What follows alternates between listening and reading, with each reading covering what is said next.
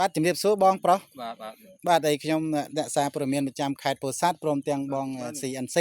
ថ្ងៃនេះខ្ញុំបានលើដំណឹងគេចែងទៅប្រាប់ថាបងមានឧបទ្ទហេតុកើតឡើងដោយសារគោស្លាប់មិនអញ្ចឹងហ៎បងបាទហើយកន្លែងនេះគេហៅអីដែរបងអានេះដែលនេះគេចាជំនាន់ ចាជំនាន់អញ្ចឹងជាធម្មខ្ញុំបាទសូមជំរាបសួរបងថាតើប្តីប្រពន្ធបងឈ្មោះអីដែរខ្ញុំមុខផាប្រពន្ធខ្ញុំមុខប៉ារីបាទបងផាក្នុងផារីណាផារីអញ្ចឹងហេតុកើតឡើងហ្នឹងចំនួនប្រហែលថ្ងៃហើយបងទៅមួយថ្ងៃអូម្សិលមួយថ្ងៃហើយចុះគោហ្នឹងថ្ងៃទី10 23ម្សិលមួយថ្ងៃទី23មែនទេបងបាទអញ្ចឹងផងថ្ងៃនេះថ្ងៃទី25អញ្ចឹងចម្ងាយពីបងគោក្របីឬគោបងគោបាទគោហើយគោហ្នឹងចំនួនប៉ុណ្ណាដែរបើគិតជាកាក់ជាគីឡូគោហ្នឹងវាជាគោស្មើនេះខ្ញុំហ្នឹងអូឆ្មើចំមកតែជាចិត្ត100ជាងគីឡូហ្នឹងបាទមេផើមទៀតចាអញ្ចឹងការដែល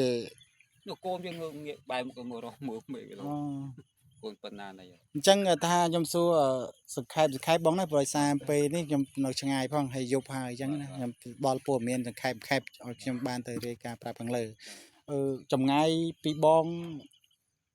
រោងបងទៅកន្លែងឈុងអានៀលឈុងអានៀល1គីឡូ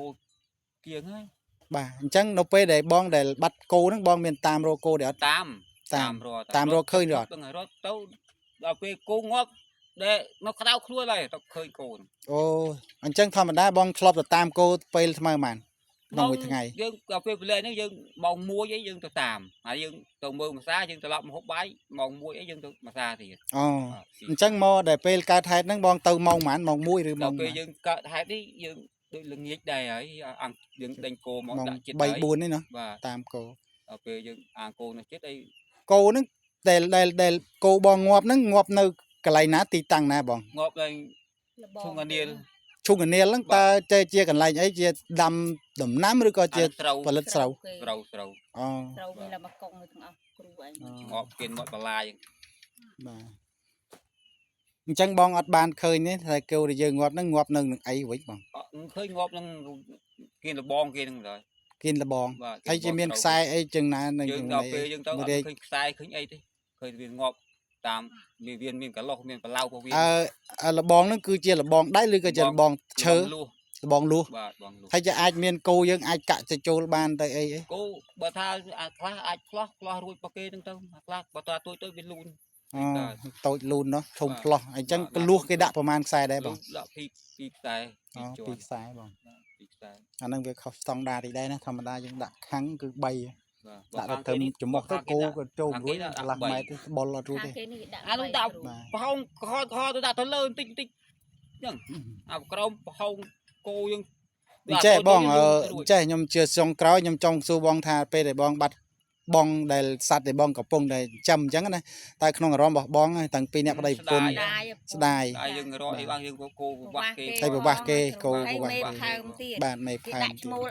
អញ្ចឹងក្នុងចិត្តបងមានគំនុំគុំគួនឬក៏គិតចឹងមិនដែរអត់ឬក៏យើងមិននេះផងគាត់យើងអត់ឃើញផ្ទាល់ភ្នែកបងណាឃើញផ្ទាល់ភ្នែកផងគាត់ឃើញរត់តែចោតប្រកាន់គេក៏មិនកើតចោតតែគេក៏មិនកើតព្រោះភ្នែកយើងអត់ឃើញមិនអញ្ចឹងអូបាទរឿងនេះក៏សោកស្ដាយខ្ញុំចូលរួមសោកស្ដាយផងតែខំអត់ក៏ប្រវាស់គេថាបានកូនស្នងផ្លោះថាបានឯងមួយហើយអត់ទៀតងាប់នឹងមេងាប់នឹងកូននឹងពោះទៀតបាទគួនអីទៅគ្រូបើកំគួនអីទៅបើយើងធ្វើមិន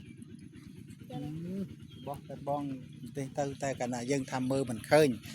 ណាអានេះយើងនិយាយតាមការមើលមិនឃើញពាក្យពិតពាក្យសច្ចៈប្រចាំងเนาะខ្ញុំឆ្ងល់ថាគេផ្ដល់ព័ត៌មានទៅខ្ញុំទៅឃើញថាចុះមនុស្សអីចុះអត់មានចិត្តថ្លើមជាមនសិការជាមនុស្សហើយទៅវាយគោសម្លាប់ចោលអញ្ចឹងហើយគេប្រាប់ខ្ញុំថាគោចោលមកយួរអញ្ចឹងណាបាទអញ្ចឹងបាទខ្ញុំចង់ដឹងព័ត៌មានពិតអញ្ចឹងណាបាទខ្ញុំចុះមកនេះខ្ញុំចំណុចរៃរ៉ាប្រាប់មេភូមិអនុភូមិព្រមប្រការភូមិនេះទៅដឹងជ្រាបអញ្ចឹងណាបាទហើយជាចុងក្រោយបងមានអារម្មណ៍អាម៉េចឬក៏បាត់បងគោហ្នឹងក៏បាត់បងវាទៅដៃកាត់គឺគ្របចប់ដែរគ្រូតែដឹងធ្វើម៉េចហើយជាមើលដឹកច្បាងដឹកទឹកឲ្យផាកលែងផ្ទះផ្ទះមិនដឹងតាមធម្មតាសត្វដែលយើងចិញ្ចឹមយើងស្រឡាញ់ហ្នឹងមែនទេបង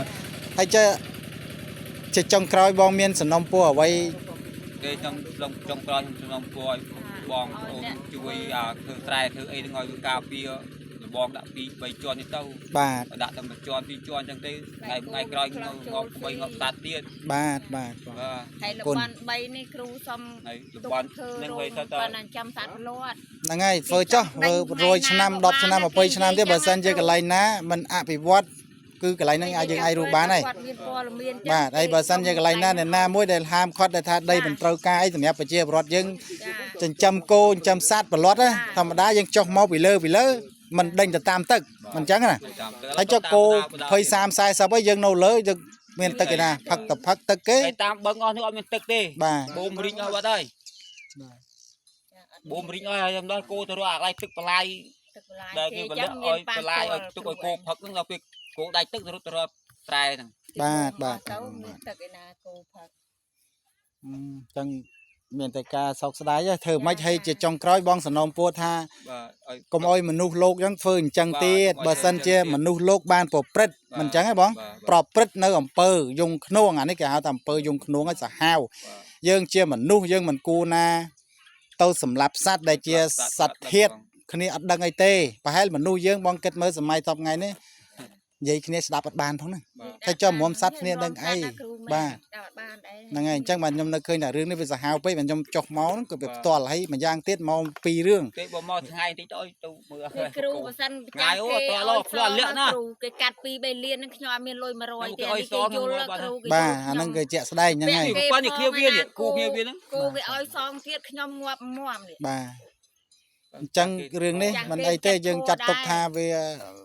ចូលរួមទៅសោកស្ដាយចុះបងនោះហើយខ្ញុំនឹងយកព័ត៌មាននេះទៅជូនមន្ត្រីថ្នាក់ខេត្តថ្នាក់ដឹកនាំយើងថ្នាក់ខេត្តយើងហ្នឹងណាឲ្យគាត់អធិស្ឋានដល់បងប្អូនប្រជាពលរដ្ឋដែលអ្នកចំសัตว์ប្រឡត់ហើយអធិស្ឋានមួយទៀតដោយសារអ្នកធ្វើស្រូវ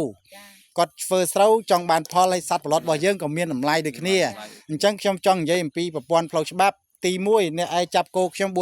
6ស៊ីអស់ប៉ុណ្ណេះជាក់ស្ដែងដូចគ្នាហៅយើងទៅពិភាក្សាមិនមែនទៅវាយសម្លាប់កាប់ដោយមិនមានការពិចារណាចឹងទេព្រោះសត្វវាដឹងអីទេ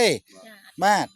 ហើយម្យ៉ាងទៀតអាហ្នឹងបើសិនជាការពិតបងបានឃើញជាក់ស្ដែងណាខ្ញុំសម្លាយគោហ្នឹងបងទា3 លាន 4 លានខ្ញុំអាចសុំឲ្យបានទី1គឺប្រព័ន្ធនេះគឺខុសច្បាប់អមនុស្សជាតិប៉ុនប៉ងសម្លាប់ដោយចេតនាពិតប្រាកដ ថ្មីមិនដឹងគ្រូខ្ញុំទេ ឥឡូវចេះបងចំតាក់លេខឲ្យបងមួយថ្ងៃលោកថ្ងៃមុខថ្ងៃក្រោយអីក៏មានចេះចុះទៀតហ្នឹងណាបងហ្នឹងហើយអញ្ចឹងចង់ក្រោយប៉ុណ្ណឹងចុះបងណាសូមជូនពរបងឲ្យសុខភាពល្អបរិបូរណ៍អាយុយឺនយូរជាងរយព្រះប្រសាបងណាហើយប្រាថ្នាយ៉ាងណាក៏សូមឲ្យបានសេចក្តីសុខកុំឲ្យមានរឿងអញ្ចឹងកើតឡើងទៀតតទៅថ្ងៃមុខបងណា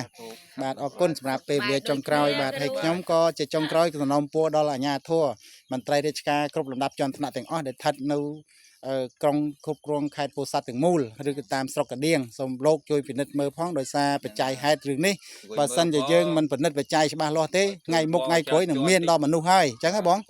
បាទអញ្ចឹងអរគុណជម្រាបលាសុខភាពល្អបាទ